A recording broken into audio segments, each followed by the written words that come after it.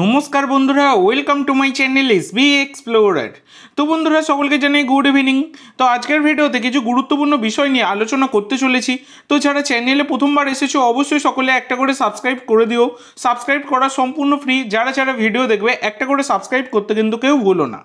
তো বন্ধুরা, প্রথমেই যে আপডেটটা দিয়ে শুরু করব সেটা হচ্ছে, তোমরা সকলেই জানো বন্ধুরা, কিছুদিন আগেই আমাদের ভারতীয় জাতীয় ফুটবল দল তারা কিন্তু আফগানিস্তানের কাছে লজ্জাজনকভাবে 2-1 গোলে হেরেছে এবং সেই হারের পর ভারতীয় জাতীয় দল নিয়ে কিন্তু কাটাছেঁড়া তৈরি হয়েই গেছে।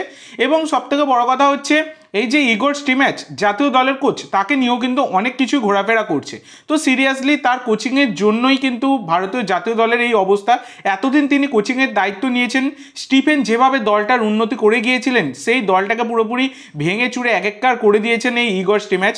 বর্তমানে তোমরা র্যাঙ্কিং দেখতে পাচ্ছ কি অবস্থা। আমাদের জাতীয় দল অনেকটাই পিছনে ছিল, কিন্তু স্টিফেনের হাত ধরে অনেকটাই এগিয়ে ছিল এবং যতটা এগিয়ে ছিল তার থেকেও বেশি কিন্তু পিছিয়ে পড়ছে ইগোর স্টিম্যাচের হাত ধরে।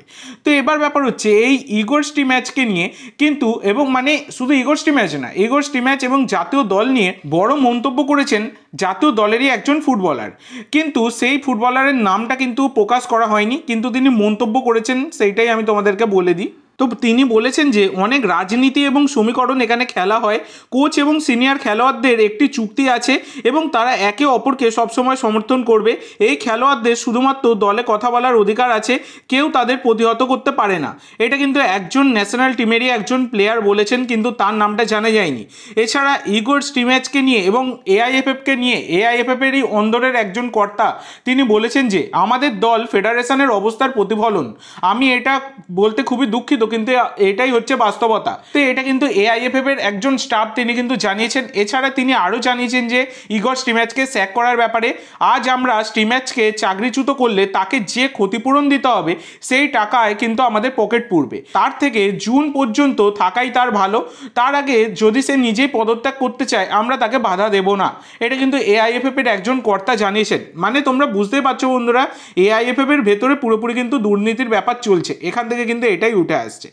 তো এরপরে তোমাদের যেটা জানাবো, এটা অনেকেই তোমরা প্রশ্ন করতে, যে আশিক কুরুনিয়ানকে নিয়ে, যে আশিক কুরুনিয়ান তিনি কবে ফিরবেন। তো দেখো বন্ধুরা, আশিক কুরুনিয়ান তিনি কিন্তু এখনও অবধি রিহ্যাব সেশন চালিয়ে যাচ্ছেন, নিজেকে ফিট করে তোলার চেষ্টা করছেন। তো কিছুদিন আগে তিনি তার জিম সেশনেরও, মানে যে প্র্যাকটিস করছেন জিমে গা ঘামাচ্ছেন, তারও কিন্তু একটা ছবি তিনি কিন্তু প্রকাশ করেছিলেন। তো সব কিছু মিলিয়ে মিশে আশিক কুরুনিয়ান কিন্তু এই সিজনের আইএসএলে তার আর ফেরার কোনো চান্স নেই। লাস্টের দিকেও কোনোভাবেই ফেরার চান্স নেই। যা হবে আগামী সিজন থেকে কিন্তু আশিক কুরুনিয়ান ফুললি ফিট হয়ে একদম মাঠে ফিরতে চলেছেন। তো এটাই কিন্তু আশিক কুরুনিয়ানকে নিয়ে লেটেস্ট আপডেট, সেটা তোমরা বলতেই পারো। এরপরে তোমাদের যেটা জানাবো সেটা হচ্ছে একজন বিদেশিকে নিয়ে, যার নাম হচ্ছে টেরি অ্যান্টোনিস। তো টেরি অ্যান্টোনিস হচ্ছেন একজন 30 বছর বয়সী অস্ট্রেলিয়ান ডিফেন্সিভ মিডফিল্ডের পাশাপাশি সেন্টার মিডফিল্ড আর অ্যাটাকিং মিডফিল্ডে খেলতে পারেন। মার্কেট ভ্যালু 2.8 কোটি টাকা।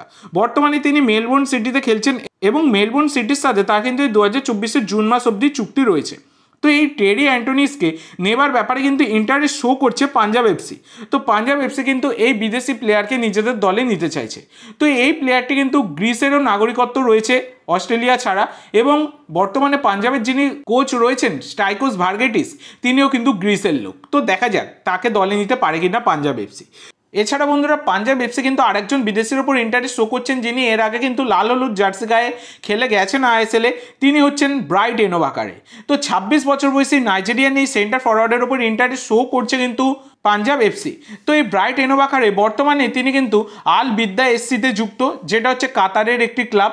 তো সেখানে যুক্ত এবং সেই ক্লাবের সাথে তার কিন্তু 2026 অবধি চুক্তি রয়েছে। তো এই প্লেয়ারটির ওপর কিন্তু ইন্টারেস্ট শো করছে পাঞ্জাব এফসি। তো এবার ব্যাপার হচ্ছে, বর্তমানে দাঁড়িয়ে কিন্তু এটা মানে নতুন নয়, প্রত্যেক সিজনেই বলতে গেলে এই ব্রাইট এনোবাকারের সম্পর্কে রিউমোর কিন্তু বেরিয়ে আসে, কিন্তু ব্রাইট নিজেই আসেন না।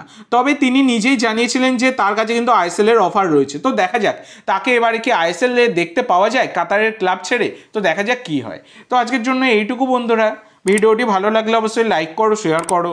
আমার চ্যানেলে প্রথমবার এসে থাকলে চ্যানেলটি সাবস্ক্রাইব করো আর কমেন্ট করে জানাও ভিডিওটি কেমন লাগলো। ধন্যবাদ।